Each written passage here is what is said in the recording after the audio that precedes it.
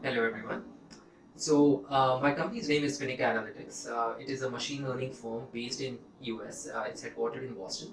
We have offices in London and Mumbai, which is where we are sitting right now. What Finica Analytics does is it helps companies solve business problems, and we use emerging technologies like machine learning, artificial intelligence, predictive analytics in order to solve those problems for different companies. We work with variety of companies. We work with financial services companies like banks, insurance companies, credit lending companies, asset management companies, and so on. We also work with non-financial services companies like even e-com firms, retail firms, and so on. Primarily, we help companies use or leverage artificial intelligence, predictive analytics, and we identified that there is a when we are looking for talent in order to work with us. So we generally hire data scientists in our companies, and what we've typically seen is that there's a big shortage of data scientists in the current market. And whenever we were interviewing students for these positions, the positions would stay open for a long time. And hence, a few months back, we launched Boston Institute of Analytics in India. In US, we were always training other corporate entities on machine learning and artificial intelligence through corporate partnerships. But in India, we were not operating that. We were not operating Boston Institute. And a few months back, we started that. And Boston Institute of Analytics is a classroom-focused training program for students, working professionals who want to study analytics, who want to study machine learning and artificial intelligence.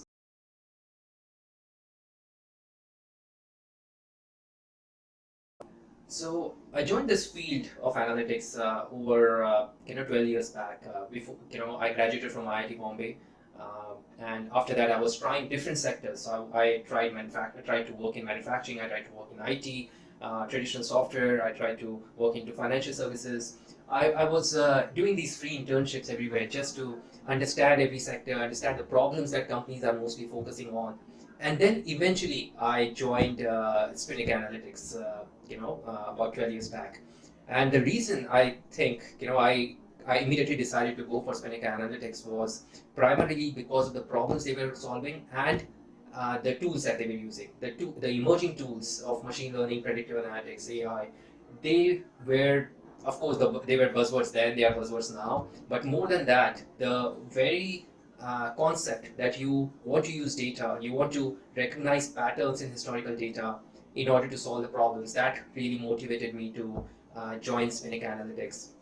And then, when we were, as I mentioned earlier, the concept of Boston Institute of Analytics came in because of the gap that we saw in the market when we are trying to hire data scientists and not being able to find the right ones.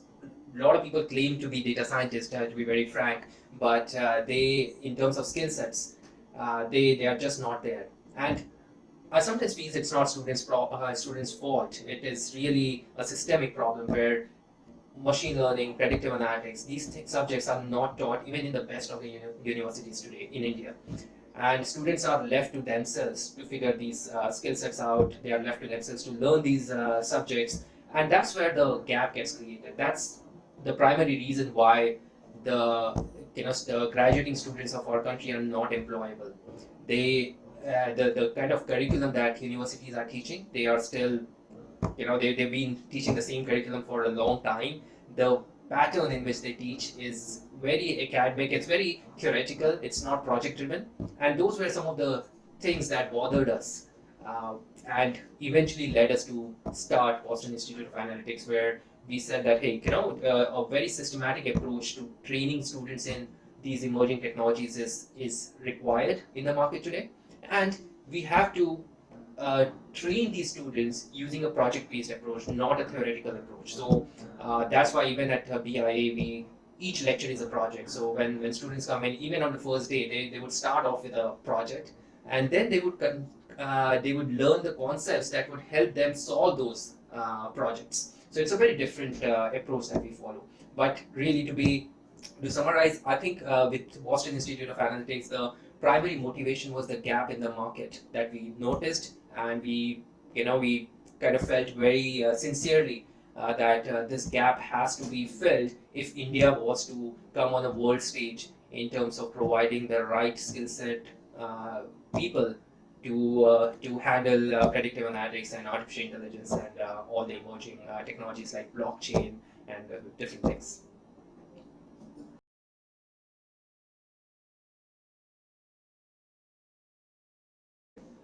So some of the initial issues that we faced when we launched Boston Institute of Analytics were more related to, uh, you know, uh, telling students, informing students the need about it and the need to take it seriously.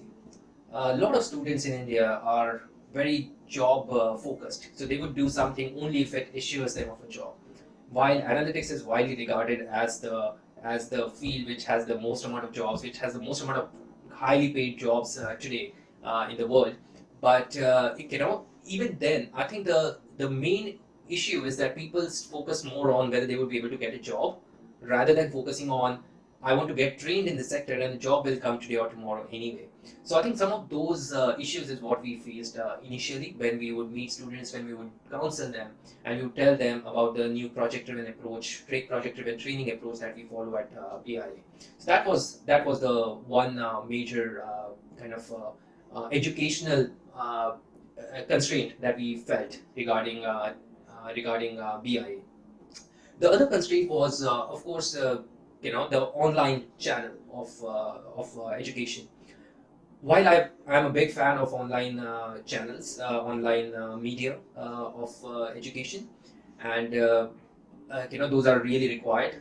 But often what people think is that those kind of online websites that train students are, instead of using it as an augmented tool, they think that doing that itself is going to be sufficient. And that's where I think some of the gap is. When a student is completely new to a sector, I think it is important for them to follow a systematic approach, a classroom-based approach, where they actually get into a class along with the peers. They interact with the instructor on a regular basis, ask their doubts, and that kind of almost a group learning goes a long way in teaching them the basic concepts, fundamentals of that subject. And then once they get trained at a certain level, at a certain basic level, after that they can take things in their own hands and get trained or upskill themselves as required using online channels, using books, and different media.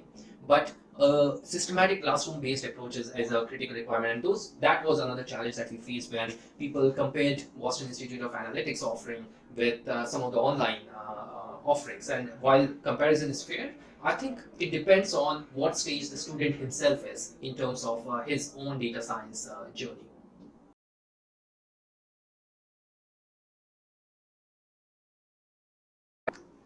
So, data analytics is, at a broad level, it is nothing but just analysis of data to solve business problems. Now, while data analytics or analytics has become a buzzword in the last decade, it's not that analysis was not happening earlier. Earlier it was called statistical modeling, statistical analysis. It's just that the field in itself has grown to such an extent that analytics is now considered a sector of its own, and hence we hear more about that in recent times. But at a broad level, analytics is nothing but analyzing data in order to solve for a certain business constraint, a certain business objective that a company might want to solve for. Different companies have different problems. A certain company might want to forecast their sales. A company might want to forecast their expenses. A company might want to identify patterns among customer behavior. Different things. A e-commerce company might want to find out which products are more likely to succeed when introduced on the website. So each company might be focused on a different problem. Any data analysis that we do in order to create a solution for that problem would be part of analytics. Machine learning is when we do this data analysis and we, any kind of prediction algorithm, prediction equation that we create, that becomes adaptive to recent data points, that is machine learning. So let's say we are trying to forecast the sales. Now, if we start taking the newer data set and we start identifying newer patterns, a different set of patterns than what we used to see earlier, and if our forecasting tool is able to make those adjustments and incorporate them in the future forecast, it becomes a machine learning module. Now there are different libraries, different modules that one can use in the whatever platform, whatever tool they are using in order to do the analysis. So that is not the important bit.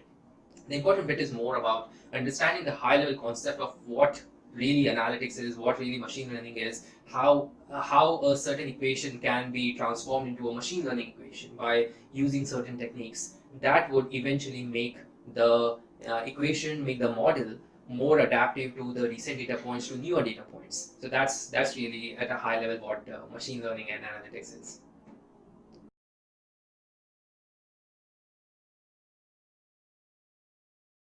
So data science and analytics in general, I think they are extremely important in today's day and age. More importantly, because no matter what sector, what field the company belongs to, they have to adopt these techniques, these methodologies. Now, why is that? The primary reason is that most companies are today collecting huge amount of data for their customers, about their customers, about their transactions, about the selling points, about the business in general.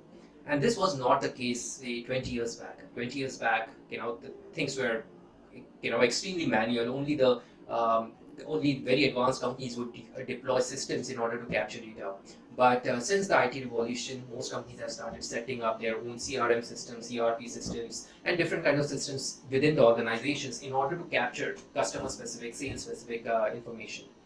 And what the companies have now realized is the business can be made far more efficient if they look into this historical set of data and identify patterns and then make future decisions. So that has been the reason why the field of data science and analytics in general has kind of grown to and is growing at a scale that it is growing today. This is and to summarize, it's just that it is sector agnostic. So in no matter what sector the company belongs to, they are using data today in order to make future decisions, and hence the relevance of data science and analytics in general. In India, there are huge opportunities. We as compared to the Western economies, we have a huge cost advantage in terms of providing the right skill set people at a right cost. So and thankfully, because of the STEM focused science and technology focus in our education system, we tend to produce really good students, good graduates that can be trained. So while the bulk of them are unemployable, but when trained in the right fashion, they can really power the workforce, like it happened in the last 2 decades, where Indian workforce is the primary workforce in software industry, in IT industry in general. So in India, the scope is huge, serving not just Indian clients but also the Western clients. We have the right pool of students who can be trained in these technologies.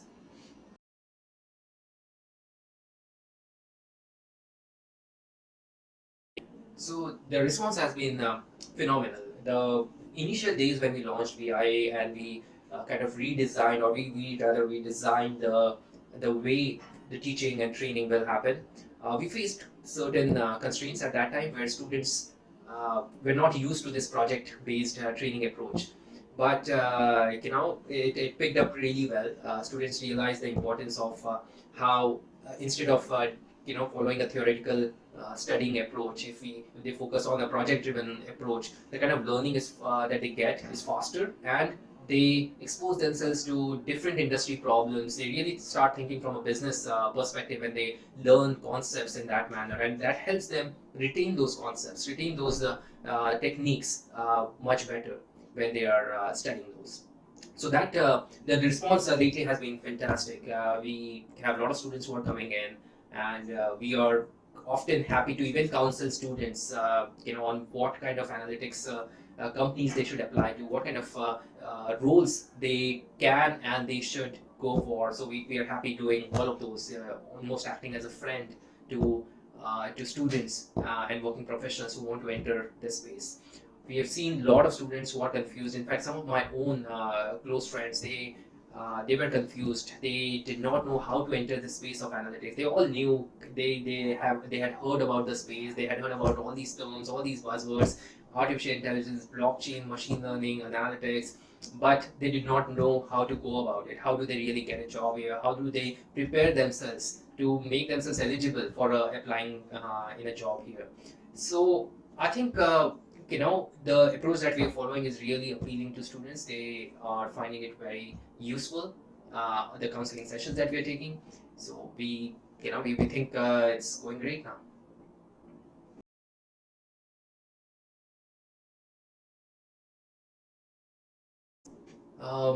Okay, so my favorite entrepreneur, I think, has to be Steve Jobs.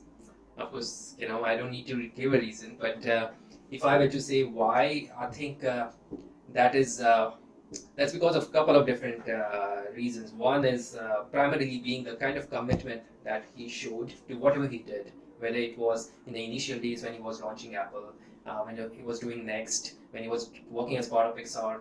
And transforming them and coming back to Apple, launching iPhone, all of those things. I think the sheer commitment and the sheer farsightedness that he had, the way he was thinking about business, what products need to be launched, what do customers really need, and I think that was just phenomenal. I think you have to be blessed in order to have that kind of mind that can read people's wants and people's needs, and the way to, of course, captivate them in a way that when Steve Jobs would talk about his products, the passion would almost spill over to their audience, to his audience, and they would feel almost like it's their own product. So I think that is one reason why I like Steve Jobs. And second is the sheer design brilliance that he had. I think design in today's world is extremely critical, and that is the second reason why I like Steve Jobs.